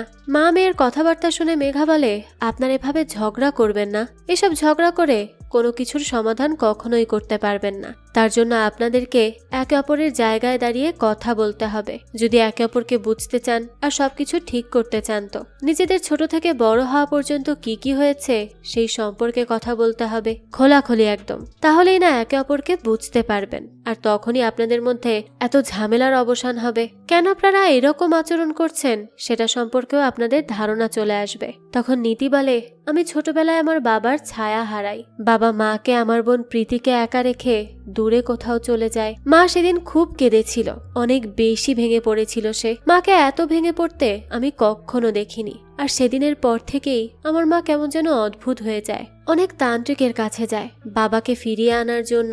মা এই সব কাজে ব্যস্ত হয়ে আমাদের কথাই ভুলে যায়, ঘরের খেয়াল রাখতে ভুলে যায়, আর আমাকেই তখন প্রীতির খেয়াল রাখতে হতো। তাই তো ধীরে ধীরে আমি রান্না শিখি, সব কিছুর খেয়াল করি। ভেবেছিলাম যদি আমি গুড গার্ল হয়ে যাই, যদি আমি ঘরের সব কাজ করি, মাকে হেল্প করি, তাহলে হয়তো মা অনেক খুশি হয়ে যাবেন। কিন্তু না, তেমন কিছু কখনোই হয়নি। মা তো কোনোদিনও আমার উপর খুশিই হয়নি। এরপর পূজা জানায় সেই স্কুল লাইফ থেকে প্রিন্স নামের একটা ছেলেকে অনেক পছন্দ করত, তাকে অনেক ভালোবাসতো, কিন্তু তার বিয়ে হয় আশোকের সাথে, মানে তাকে বিয়ে দেওয়া হয় আর কি। কমলা তখন এসব শুনে বলে এই 15-16 বছরের বাচ্চাদের আবার কিসের ভালোবাসা হতো? তাছাড়া ওই প্রিন্স ছেলেটা ছিল একটা অকর্মণ্য, তার সাথে তোর কি বিয়ে হতো? এটা কোনোদিন সম্ভব? তুই সুখে থাকতে পারতি? পূজা তখন বলে আমি তো তাকেই ভালোবেসেছিলাম মা। মেঘা এরপর জিজ্ঞেস করে এখন ভালোবাসো? পূজা বলে না। মেঘা তখন কমলাকে বলে আপনি কি সোমনাথ বাবুকে ভালোবেসেছিলেন? কমলা বলে আমাদের পারিবারিকভাবে বিয়ে ঠিক হয়, দুই ফ্যামিলির সবাই খুব খুশি ছিল, কিন্তু আমার কাছে প্রথমে ওনাকে একেবারেই পছন্দ হয়নি। বড় বড় গোঁফ ছিল ওনার, কিন্তু সবাই তখন আমাকে বোঝায় যে তিনি অনেক বড় ব্যবসায়ী, টাকা পয়সা আর সম্মানের কোনো অভাব হবে না তার। বিয়ের পর গোঁফ না হয় আমার কথায় কেটে নিবেন, আর এই সব কারণেই বিয়েটা করেছিলাম। মেঘা এটা শুনে বলে তো তারপর কি সোমনাথ বাবু গোঁফ কেটেছিলেন? কমলা বলে না, আমার কথা উনি কোথায় শোনেন, তাই কাটেননি। মেঘা এরপর জিজ্ঞেস করে তো ভালোবাসা হয়েছিল তারপরও? কমলা বলতে থাকে স্বামীকে তো একটা সময় পর ভালোবেসেই ফেলে সব স্ত্রীরা, আমিও তেমনই ছিলাম, কারণ ভালোবাসা ছাড়া তো আর কোনো অপশনও থাকে না। বিয়ে করেছি, ওয়াদা করেছি, সেগুলো রক্ষা করেই তো চলতে হবে, তাই না? মেঘা তখন বলে আর যদি আপনার কাছে অপশন থাকতো তখন কি করতেন? কমলা এই কথা শুনেই বলে না না, এসব অপশন আমরা নিতাম না, কারণ আমাদের শিক্ষা এসব নেই যে আজকে একজনের হাত ধরে কাল আর একজনের হাত ধরবো, এসব কখনোই সম্ভব ছিল না। মেঘা তখন বলতে থাকে আচ্ছা আপনার কি মনে হয় যারা এই কাজগুলো করে তাদের কি ভালো লাগে এসব করতে? কমলা বলে হ্যাঁ হতেই পারে মজা লাগে, আমি কি জানি, আমার কাছে খুবই বাজে মনে হয় এসব মানুষদের। এই কথা শুনে পূজা আবার কষ্ট পেয়ে যায়। অন্যদিকে দেখা যায় দানিকে, সে তার নানু বাড়ি আসে একটা প্রজেক্টের জন্য। সেখানে সে তার নানার কিছু ছবি পায়, যেগুলোরই ছবি তুলছিল সে মোবাইলে। নীতি সেই সময় এসে দানিকে বলে দানি প্লিজ এসবের ছবি তুলো না, তোমার নানি মোটেও পছন্দ করেন না, উনি খুব রেগে যাবেন। দানি তখন জিজ্ঞেস করে কেন? আমি নানাকে পছন্দ করি, আর এই ছবি আমার লাগবে প্রজেক্টের জন্য। তখনই সেখানে নীতির মা চলে আসে। নীতি তখন খুব ভয় পায় যদি সে কিছু বলে, কারণ নীতি লুকিয়ে তার বাবার ছবি রেখে দিয়েছিল। কিন্তু আজ দেখা যায় নীতির মা কিছুই বলে না, উল্টো সে দানিকে বলে দানি তোমার যা প্রয়োজন তাই করবে, তোমার মা কিচ্ছু বলবে না। আর নীতি, তুই কেন তাকে বকছিস? আরো ছবি লাগলে আমি দিব। মায়ের আজকের এই ব্যবহার দেখে সে খুবই অবাক হয়ে যায়। এরপরই রান্নাঘরে সে তার মাকে বলে, এসব কি করছো? ছোটবেলাতে তুমি বাবার নাম শুনতে পর্যন্ত চাইতে না, কত রেগে যেতে তার নাম শুনলে, আর আজ আমার মেয়ের সামনে ভালো সেজে আছো। তার মা এসব শুনে বলে, আমি কিচ্ছু বলিনি তাকে, কারণ এখন আমার আর তোর বাবাকে নিয়ে কিছুই যায় আসে না, আর আমি তো তোর মতো থাপ্পড় মারতে পারবো না, এসব আমি পারি না। নীতি তখন বলে, হ্যাঁ, আমাকে তো তুমি ছোটবেলায় এভাবেই মারতে আসতে, ভুলে গেছো? তার মা তখন বলে, আমি কবে তোকে মারতাম? আমি তোকে কখনোই গায়ে হাত তুলিনি। নীতি তখন বুঝতে পারে তার মা ডিনায়ালের মধ্যেই বাঁচতে চাইছে, বা হয়তো সে তার অতীতের কোনো ঘটনা তার স্মৃতিতেই রাখতে চায় না। সবকিছু এজন্য সে মুছে দিয়েছে, কারণ ছোটবেলায় তো সে তাকে অনেকবার মারধর করেছে, তার উপর অনেকবার রেগে গেছে, আর যাও একটু আদর করত সেটা ছিল প্রীতির জন্য। এইসব কথা নীতি মেঘাকে বলে। তখন কমলা বলে, এত কিছু সহ্য করেছো, আমাকে তো আগে বললে না। এই সবকিছু শুনে আমি এখন বুঝতে পারছি তোমার তো ছোটবেলা বলতে কিছুই ছিল না। এতদিনে তিনি নীতির কষ্টটা বুঝতে পারেন। মেঘা তখন বলতে থাকে, ফ্যামিলিতে আসলে আমাদের সবারই মনে হয় নিজেদের কষ্টটাই সবচেয়ে বড়, কিন্তু যখন আমরা একসাথে বসে কথা বলি, একে অপরকে বোঝার চেষ্টা করি, তখনই আমরা বুঝতে পারি যে আসলে আমাদের সবার কষ্ট কোথাও না কোথাও গিয়ে একেবারে সমান। তো এরপর দেখা যায় নীতি তার মায়ের সাথে এত বছর পর কিছু ভালো সময় কাটায়, তাও শুধুমাত্র দানির কারণে। সেদিন রাতে ঘুমানোর সময় নীতিকে তার মা বলে, নীতি, তোমার বাবা তোমার জন্য যায়নি, তোমার বাবা আমার জন্যও যায়নি, সে গিয়েছে কারণ তার যাওয়ার ইচ্ছা ছিল বলে। নীতি এটা শুনে বলে, মা, তুমি শুধু ঠিক থাকো, আমাদের আর কিচ্ছু চাই না, বিশ্বাস করো। তার মা বলে, আমার কিচ্ছু হবে না, আমি ঠিকই আছি, তবে তোমাকে বলছি তুমি এখন একটু রাগ কমাও। নীতি তখন বলে, কে বলছে এই কথা? তুমি, যার রাগই সব? তার মা বলে, হ্যাঁ, তাই তো আমি বলছি, কারণ রাগ মানুষকে ভেতর থেকে শূন্য করে দেয়, তখন তার কাছে আর কোনো কিছুই অবশিষ্ট থাকে না। দিন শেষে সে হয় পৃথিবীর সবচেয়ে একা মানুষ। আর আমি তোমাকে তাই সাবধান করছি, আমার মতো হয়েও না। তো এবার পূজার বিয়ে নিয়ে কথা ওঠে। পূজা প্রিন্সকে অনেকবার সুযোগ দেয় কিছু একটা করার জন্য, কারণ জব ছাড়া তার সাথে পূজাকে কখনোই সোমনাথ বিয়ে দেবে না। প্রিন্সও তখন বলে সে কাজ করতে পারছে না, সে কিছু খুঁজেই পাচ্ছে না, আর এ কারণেই প্রিন্সের সাথে তার ব্রেকআপ হয়ে যায়। এরপরই কেটে যায় 2 বছর। 2 বছর পর আশোকের সাথে মিট করায় তাকে কমলা। আশোককে অনেক ভদ্র বলে কমলা, আর পূজাকে তাকে বিয়ে করার জন্য রাজি হতে বলে, কারণ পূজার সাথে যত বন্ধু বান্ধব ছিল সবার বিয়ে হয়ে গেছে, তাহলে তার কেন হবে না? পূজা তখন এসব শুনে বলে, কিন্তু মা, আমি তাকে মানুষ হিসেবে পছন্দ করি, হাজবেন্ড হিসেবে তো আমি তাকে কখনোই ভাবিনি। কমলা বলতে থাকে, শোনো, বিয়ের পর সব ঠিক হয়ে যাবে, এসব কোনো ব্যাপার না। সে আরো বলে যে আশোক তোকে কাজকর্মেও কোনো বাধা দিবে না। পূজাও তখন তার মায়ের ইমোশনাল ব্ল্যাকমেইলে পড়ে রাজি হয়ে যায় আশোককে বিয়ে করতে, আর এরপর তাদের বেশ ধুমধাম করে বিয়েও হয়। কিন্তু বিয়ের পরই পূজা তার সাথে আর অ্যাডজাস্ট করতে পারে না। আসলে পূজা আর আশোকের মাইন্ডসেট ছিল সম্পূর্ণ আলাদা, একজন আরেকজনের কোনো কথাই বুঝতে পারে না তারা।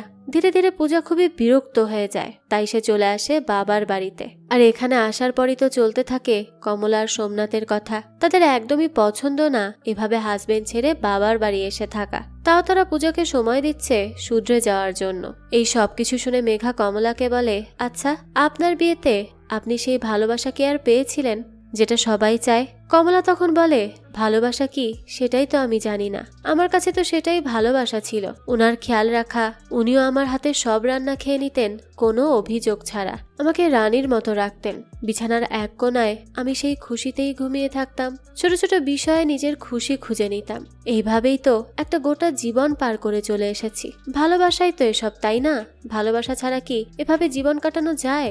এ কথা বলেই কমলা চুপ করে যায়, কারণ সে নিজেও খুব কনফিউজড এখন। এরপর নীতি তার মায়ের ব্যাপারে আরো কিছু জানায়, যেমন তার বাবা তার নামে এফডি করেছিল, যার টাকা নিতে নিতে যায়, তবে তার মা সেটা ভেঙে ঘর ঠিক করিয়ে নিয়েছে, আর বলেছে, তুই টাকা দিয়ে কি করবি? এত বড়লোক ফ্যামিলিতে বিয়ে হয়েছে, টাকার আবার কি দরকার? নীতি বলে সে তার আলাদা বাড়ি বানাতে চায়, আর এই টাকাতে তার একার অধিকার ছিল, কিন্তু সে সেই টাকা দিয়ে বাড়ি ঠিক করালো। তার মা তখন বলে, তুই আর কত চাস, স্বার্থপর মেয়ে একটা। এ কথা শুনেই তো নীতি রেগে যায়, আর বলে, আসলে বাবা তোমার জন্যই চলে গিয়েছিল, কারণ উনি তোমার মতো মহিলা মহিলাকে সহ্যই করতে পারেননি। ছোটবেলায় আরেকবার যখন নীতি ভালো কলেজে দিল্লি যেতে চায় তখন তার মা তাকে আটকায় আর বলে, একবার কেউ চলে গেলে আর বাড়ি ফেরে না। তুমি ভাবছো যে বড়লোক ছেলে পটিয়ে আমার থেকে বেঁচে পালাবে?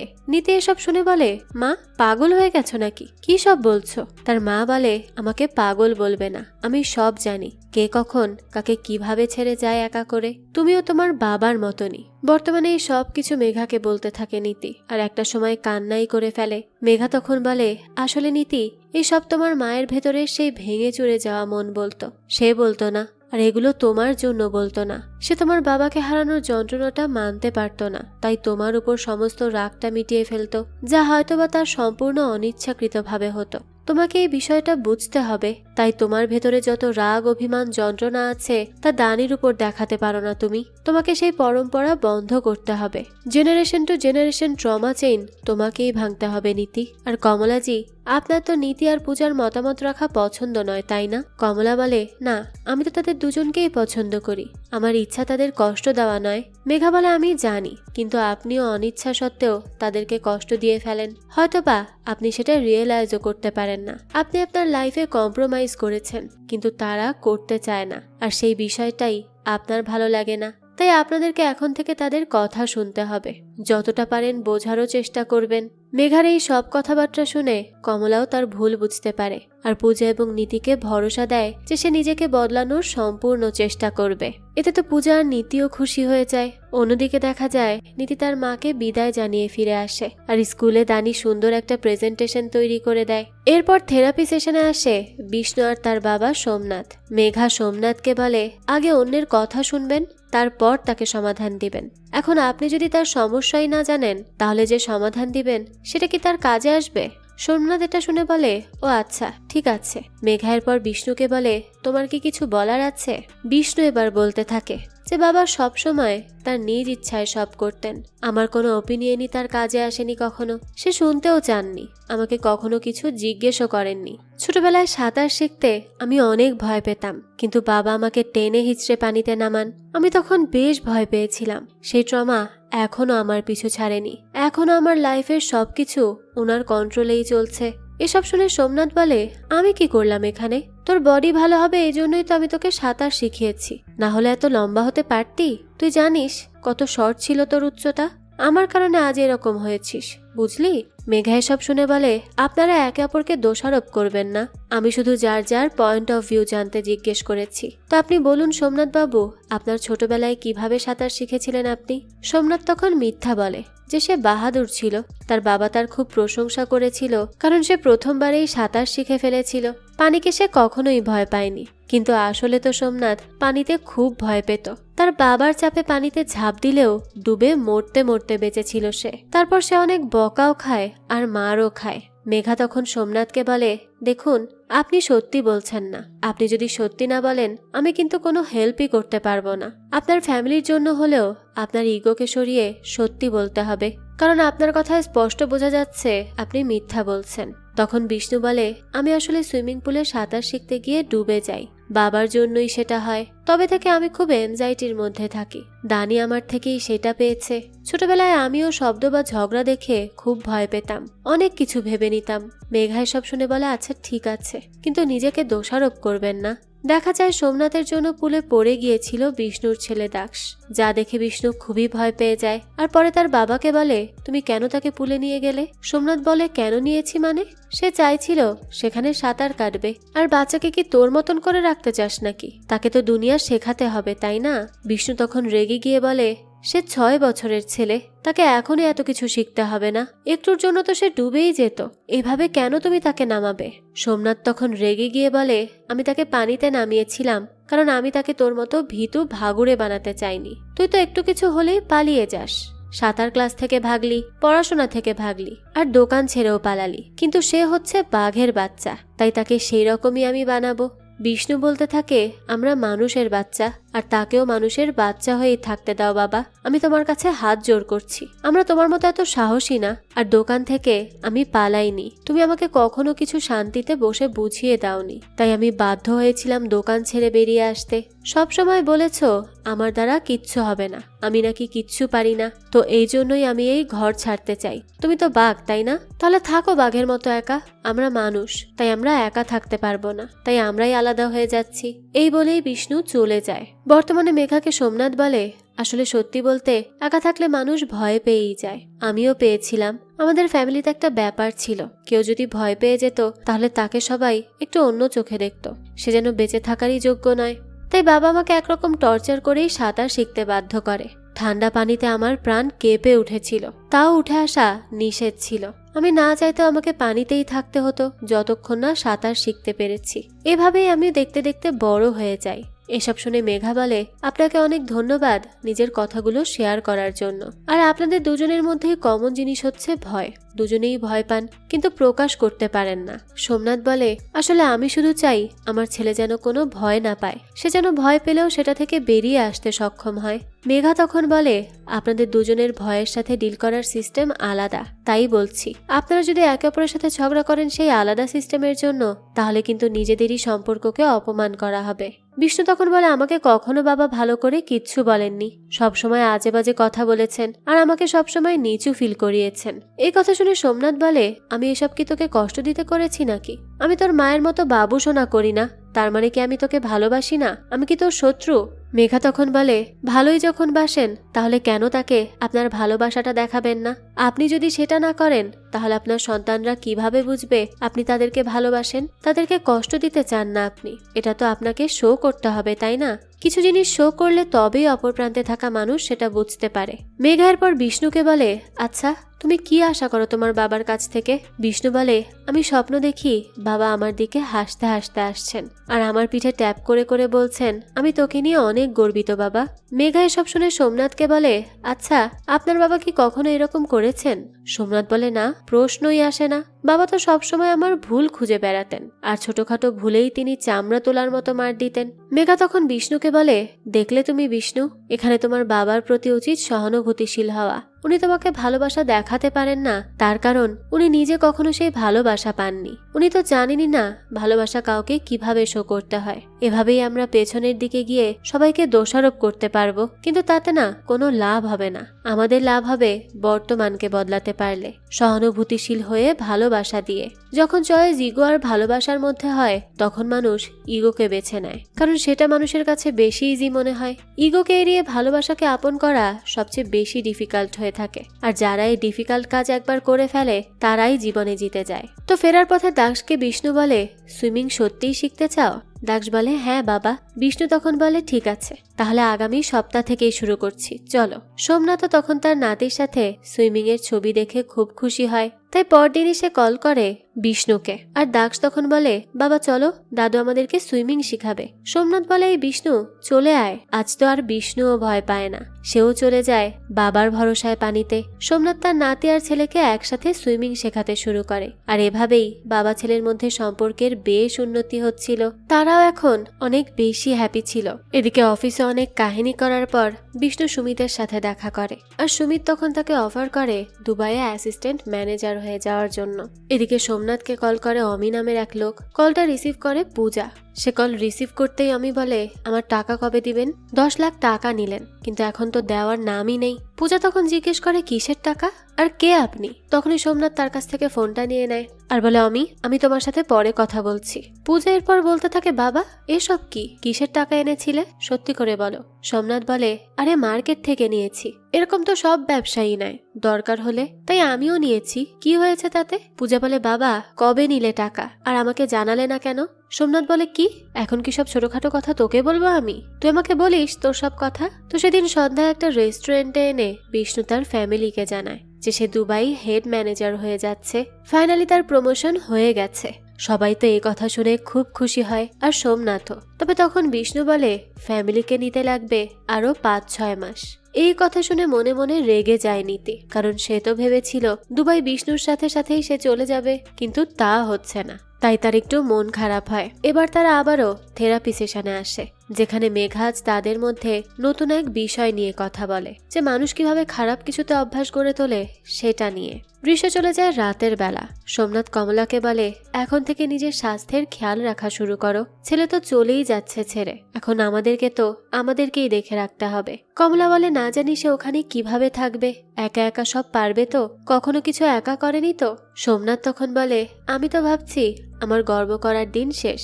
আগে সবাইকে বলতাম, দেখো দেখো কিভাবে আজকালকার যুগে আমরা এক ছাদের নিচে সবাই আছি, কিন্তু এখন তো আর সেটা আমি কাউকে বলতে পারবো না, কারণ আমরা সবাই এখন আলাদা হয়ে যাব। এরপর আমাদের নীতিকে দেখানো হয়। বিষ্ণু একা যাবে এটা শুনেই তার মনে পড়ে তার নিজের বাবার কথা, কিভাবে তার বাবা বিদেশ গিয়েছিল, এরপর আর কখনো ফিরে আসেনি। তাই নীতির সেই ট্রমা আবারও ট্রিগার্ড হয়ে যায়, কিন্তু সে এটা তার সাথে শেয়ারও করতে পারছিল না। অন্যদিকে এফডি আর স্বর্ণ মিলে কত হয় সেটা জানতে আসে পূজা। হয়তোবা সেই সব টাকা তার বাবার ঋণ ভাঙতে দিয়ে দিবে। তখনই কল করে আশোক। অনেকবার কল কাটার পর রিসিভ করে সে। আশোক জানায় তার মা হসপিটাল থেকে বাড়ি ফিরছে, তাই সে ভাবলো এটা তাকে জানিয়ে দিক। সেই সময় পূজা আসে থেরাপি সেশনে। সেখানে পূজাকে মেঘা বলে, আজ এমন লাগছে কেন দেখে? পূজা বলে, কি করব, সারাক্ষণ কিছু না কিছু মাথায় চলতেই থাকে, সেগুলোকে এড়িয়ে চলার ব্যর্থ চেষ্টা করছে আর কি। মেঘা বলে, কি তোমাকে এত পেইন দিচ্ছে বলো তো, খুলে বলো আমার কাছে। পূজা তখন বলতে থাকে, সবাই চাইছে আমি জলদি করে সিদ্ধান্ত নেই আর আশোকের কাছে ফিরে যাই। চারদিক থেকে আমাকে প্রেসার দেওয়া হচ্ছে, আর আমি এখনই কোনো সিদ্ধান্ত নিতে চাইছি না, তাই নিজেকে আমি কাজে সারাক্ষণ ব্যস্ত রাখি। মাথা তখন চিন্তা একটু কম করে, আমিও ভালো থাকি। এসব শুনে মেঘা বলে, এজন্য নিজেকে এত ক্লান্ত রাখো? পূজা বলে, হ্যাঁ, এইসব না করলে যে আমি বাঁচতে পারবো না, তখন আমার বেঁচে থাকাটাই কঠিন হয়ে যাবে। মেঘা বলতে থাকে, কিন্তু এভাবে কয়দিন? একদিন না একদিন তো ফেস করতেই হবে, তাই না? পূজা বলে, সেদিনও আমি মুখ ফিরিয়ে নিব, আমি ফেস করব না। এদিকে কমলা বিষ্ণু যাবে বলে একটানা বিভিন্ন রান্না করে যাচ্ছে, তার ফলে তার হাত পর্যন্ত ফুলে যায়। থেরাপি সেশনে মেঘা বলে, এসব কেন হয়েছে? বিষ্ণুর জন্য শুনেছি অনেক রান্না করছেন। কমলা বলে, হ্যাঁ, এত দূর যাবে তো তাই করছি। মেঘা তখন বলে, নাকি এই জন্য এত কাজ করছেন যাতে করে একা বসে না থাকতে হয়, কারণ আপনি একা বসলে বিষ্ণুর চলে যাওয়ার কষ্ট আপনাকে শেষ করে দিবে, আপনি সেটা সহ্য করতে পারবেন না, তাই নিজেকে নিজের বডিকে অতিরিক্ত কাজে বিজি রাখছেন। কমলা তখন এই কথা শুনেই কান্না করে ফেলে। এরপর আর তেমন কিছুই সে বলতে পারে না। অন্যদিকে দানিকে দেখানো হয়। স্কুলে এখন তার ফ্রেন্ড তানিয়া বেশ বুলি করতে শুরু করে, যদিও সে প্রকাশ্যে করে না, কিন্তু দানির গাল টিপে তাকে টেডি বিয়ার ডাকা, তাকে মোটা বলা, এইসব বলে সে তাকে সবার সামনে অপমান করার চেষ্টা করে, তাও সেটা বন্ধুর নামে। দানি তাই তানিয়াকে কিছু বলতেও পারে না, কিন্তু এইসব নিয়ে সে বেশ স্ট্রেসের মধ্যে থাকে। তাই বাড়ি ফিরেই রাতের বেলা একা একা দানি তখন বেশি চকলেট সুগার কনজিউম করে ফেলে। রাতে বিষ্ণুকে নীতি বলে, আমি তোমার সাথে দুবাই যাই, আমার কাছে কিছু সেভিংস আছে, আর বাচ্চার আপাতত স্কুল শেষ হওয়া পর্যন্ত এখানেই থাক। কিন্তু বিষ্ণু এতে মানা করে দেয়, যা শুনে নীতি কান্না করতে শুরু করে। বিষ্ণু তখন বলে, কি হচ্ছে এসব নীতি? নীতি বলে, তুমি কখনো দেখেছো হাজবেন্ড ওয়াইফ আলাদা থাকে? তাহলে আমার সাথে তুমি এসব কিভাবে করতে পারো? বিষ্ণু বলে, আমি কি করছি? তুমি ঘর চেয়েছিলে, আর আমি তো এখানে তোমাকে সোজা দুবাই নিয়ে চলেছি, কিছুদিনের অপেক্ষা মাত্র, আমি সত্যি ওখানে তোমাকে খুব মিস করব। এসব শুনে নীতি পরে আর তর্ক করে না, আর বিষ্ণুর কথাতেও রাজি হয়ে যায়। এরপরে মেঘাকে নীতি জানায় সে খুশি না, এভাবে বিষ্ণুর একা যাওয়ার ব্যাপারটা তার ভালো লাগছে না। মেঘা বলে, খুশি না তাতে কোনো সমস্যা নেই, কিন্তু তুমি নিজের রাগ অভিমান কিভাবে কন্ট্রোল করো? নীতি বলে, আমি একটাই উপায় জানি। মেঘা তখন বলতে থাকে, কি? নিজেকে আরো পেইন দিয়ে? নীতি বলে, হ্যাঁ, আমি কাট করে নিজেকে ব্ল্যাঙ্ক করে ফেলি, তখন আর কিচ্ছু ফিল হয় না, বাইরের কোনো কষ্ট আমাকে ধরতে পারে না, তখন আমার অনেক বেশি হালকা লাগতে শুরু করে। এদিকে আমরা স্কুলে তখন দানিকে দেখি। চিত্তান তাকে বলে, তোমার এই ছবিটা বেস্ট। দানি তখন জিজ্ঞেস করে, কেন? চিত্তান বলে, আমার দাদিরও এরকম পা ছিল, কিন্তু তিনি মারা গিয়েছেন, সেজন্য তোমার নানুর ছবিটা দেখে মনে পড়ে গেল, তাই এটা আমার এত ভালো লেগেছে। এটা শুনে দানিরও ভালো লাগে। ওদিকে সোমনাথকে দেখা যায়, সে বিষ্ণুর পাসপোর্টটা পুলিশ ভেরিফিকেশন করাতে আসে, কিন্তু পুলিশ বলে দেয় 1 মাস লাগবে এটার ভেরিফিকেশন পেতে। এই ব্যাপারে জানার পর তো বিষ্ণু খুবই রেগে যায় আর বলে, বাবা, তুমি একটা সামান্য কাজও করতে পারলে না? আমি 1 মাস অপেক্ষা করতে পারবো না, এটা আমার পক্ষে সম্ভব না। ঠিক আছে, আমি নিজেই কাল গিয়ে করিয়ে নিব, তোমাকে লাগবে না। সোমনাথ তখন অনেক বেশি ইমোশনাল হয়ে যায় আর বলে, বিষ্ণু, তোর তো শার্ট কিনতে হবে, টাই কিনতে হবে, জুতাও কিনতে হবে, কত শপিং করতে হবে তোর, এতে তো সময় লেগেই যাবে। দেখবি 1 মাস কিভাবে যাবে বুঝতেও পারবি না, মাত্র তো 1 মাস, অপেক্ষা করে নে না প্লিজ। বিষ্ণু তখন বুঝতে পারে আসলে তার মা বাবা তার দুবাই যাওয়ার ব্যাপারটা নিয়ে অনেক বেশি কষ্টের মধ্যে আছে। সন্তানের অ্যাচিভমেন্টে তো তারা খুশি, কিন্তু তাও সন্তান এত দূরে চলে যাবে তাই তাদের কারোরই মন ভালো ছিল না। তারা তো শুধুমাত্র তার খুশির কথা ভেবে নিজেদের কষ্টটাও ঠিকঠাক মতো প্রকাশ করতে পারছে না, সবকিছু ভেতরেই লুকিয়ে রাখার চেষ্টা করছে। এই সব কথা ভেবে বিষ্ণুর খুব খারাপ লাগে। সে তো রাতে ঘুমাতেই পারে না। এরপরে সে রান্নাঘরে আসে আর দেখে তার মা তার জন্য কত কিছু রান্না করে রেখেছে। সেই সময়ই কমলা আসে সেখানে আর বলে, কিরে, খিদে পেয়েছে? আমি তোর জন্য বিস্কুট করেছি, খেয়ে দেখ কেমন হয়েছে। বিষ্ণু তখন খেয়াল করে তার মার হাত ফুলে গেছে। এটা দেখেই তার মাকে সে জিজ্ঞেস করে, কি ব্যাপার মা, হাত ফুলে গেল কিভাবে, কি হয়েছে? আর হাতের এই অবস্থা নিয়েও তুমি এসব করে গেছো? তার মা বলে, আরে ও কিছু না, খেয়ে দেখ না, এটা আমি বাকিগুলো কাল বানিয়ে দিব। বিষ্ণু এরপর চলে আসে পূজার কাছে আর পূজাকে সে বলতে থাকে, কি করব বলতো, ফরেনে পোস্টিং পাওয়া তো সহজ নয়, অনেক কষ্টে পেয়েছি, তাই ছেড়েও দিতে পারছি না। পূজা তখন বলে, হ্যাঁ সেটাই। বিষ্ণু বলতে থাকে, এই 10 লাখ টাকা বাবা লোন করেছেন? পূজা বলে, হ্যাঁ, তবে তুই ভাবিস না, দোকানের জন্য নেওয়া হয়েছে। তুই এখন শুধু ভাব তোর দুবাইয়ের ব্যাপারে, বাকিটা আমি দেখে নিব। এখান থেকে দৃশ্য চলে যায় পরদিন সকালবেলা। সোমনাথ পূজাকে রেগে গিয়ে জিজ্ঞেস করে, কি ব্যাপার, তুই 10 লাখ টাকা কোথায় পেলি? টাকা নাকি শোধ হয়ে গেছে? কিভাবে শোধ করলি? পূজা বলে, আমার এফডি আর গোল্ড এই সব কিছু দিয়ে শোধ করেছি। সোমনাথ তখন অবাক হয়ে বলে, বিয়ের গোল্ড? তোর সাহস হলো কিভাবে এইসব করার? তুই কি আমাকে কিচ্ছু মনে করিস না? এ ঘরে কি আমার কোনো সম্মান নেই নাকি? আমি কি মারা গিয়েছি? পূজা এসব শুনে বলে, বাবা কি এমন হয়েছে? এটা তো দোকানেরই জন্য আমি করেছি, আমারও একটা দায়িত্ব আছে, তাই আমি শুধু আমার দায়িত্বটা পালন করেছি, এতে সমস্যা কোথায়? সোমনাথ বলে, তোর কোনো দায়িত্ব এখানে নেই, তোকে আমি আদর করেই ঘরে রেখেছি, দোকানেও আসতে দেই, এতটুকুই এনাফ, এর বেশি ফায়দা বা অধিকার খাটানোর কোনো প্রয়োজন নেই। এই কথা শুনে পূজা বলে, কি বললে, আমি ফায়দা তুলছি? সোমনাথ বলে, হ্যাঁ সেটাই। এই বলেই সে সেখান থেকে চলে যায়। এবার তো এই সব আচরণের পর পূজার অনেক খারাপ লাগে, তাই সে ফিরে যায় আশোকের কাছে আর মদ খেয়ে খেয়ে রাস্তায় ঘুরতে থাকে সোমনাথ। বিষ্ণু তো ভেবেই পাচ্ছিল না যে সে কি সিদ্ধান্ত নিবে, দুবাই যাবে নাকি যাবে না, সেখানে লাক্সারিয়াস লাইফ লিড করবে নাকি এখানে নিজের ফ্যামিলির সাথেই থেকে যাবে। আর এরই মাঝে বিষ্ণুর কলিগের সাথে সম্পর্কের ব্যাপারে জানতে পারে নীতি। নীতি বিষ্ণুর ফোনের সব মেসেজ দেখে ফেলে। বিষ্ণু এতদিন নীতিকে চিট করছিল, আর আজ এটা সে জানতে পারলো। এই সব কিছু জানার পর আবারও একইভাবে নিজেকে আঘাত করতে থাকে নীতি। তার অনেক বেশি খারাপ লাগতে থাকে। এখান থেকে দৃশ্য পরিবর্তন হয় আর দেখা যায় হসপিটালে সবাই চলে এসেছে, কারণ বিষ্ণু মনে করেছে হার্ট অ্যাটাক করেছে সে, কিন্তু আসলে সে হার্ট অ্যাটাক করেনি, শুধুমাত্র ওভার স্ট্রেসের কারণেই সে এরকম ফিল করেছে। এবার এই সব কিছু দেখে সোমনাথ বলে, অনেক হয়েছে প্যানিক অ্যাংজাইটি, এখন আমরা একটা জায়গায় ঘুরতে যাব, চলো তো। আর হ্যাঁ, যখন ফিরবো তখন সবাই অনেক হ্যাপি হয়েই ফিরবো, আগে সব কিছু ভুলে যাব।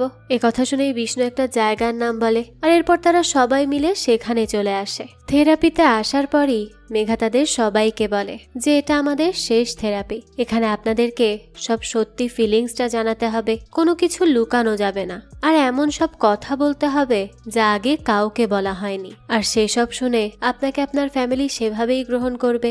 আর এই সেশনের পরই আমি আপনাদের ফ্যামিলিকে মানসিকভাবে একটা সুস্থ ফ্যামিলির সার্টিফিকেট দিতে পারবো। তো আশা করছি যা বলবেন সব ফ্রি হয়েই বলবেন আপনারা।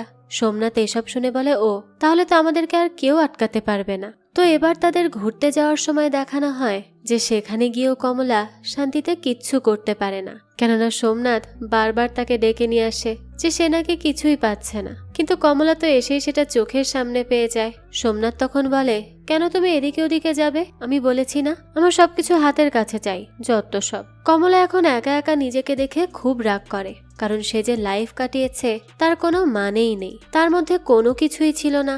আর আজ তার এটা অনেক বেশি রিয়েলাইজ হতে শুরু হয়। মেঘার পর কমলাকে বলে, আপনি সব সময় অন্যদের মতো করেই বেঁচে এসেছেন, অন্যরা কি বলবে কি করবে সেটা ভেবেই দিন কাটিয়ে এসেছেন, কখনোই নিজেকে নিয়ে ভাবেননি, নিজের একটা পরিচয় বানাতে পারেননি। আচ্ছা বলুন তো আজ কয় তারিখ বা আজ কি দিন? কমলা বলে, সব দিনই তো একরকম হয়, তাহলে কি যায় আসে আজ কি বার বা কি তারিখ দিয়ে? মেঘা তখন বলে, আসলে কি জানেন কেন আপনার কাছে সব দিন একই মনে হয়? কারণ আপনি এতগুলো বছর ধরে নিজের ভেতরের অনুভূতিগুলোকে এত ইগনোর করেছেন যে এখন আপনি নিজের জন্য কিছুই ফিল করতে পারেন না। সেজন্য আপনি সারাদিন রান্না করে গল্প করেই দিন কাটান। আর এসব করে আপনি স্ত্রী, মা, শাশুড়ি আর দাদিও হয়েছেন, কিন্তু হতে পারেননি কমলা। আপনি নিজেকে এই সবকিছুর মধ্যে কবেই হারিয়ে ফেলেছেন সেটা আপনি নিজেও বুঝতে পারেননি। এইসব শুনে কমলা বলে, যদি ঘরের সবাই ফিল করতে শুরু করে তাহলে শান্তিকে বজায় রাখবে? মেঘা তখন বলে, আপনি এসব না করেও কি শান্তি বজায় রাখতে পেরেছেন?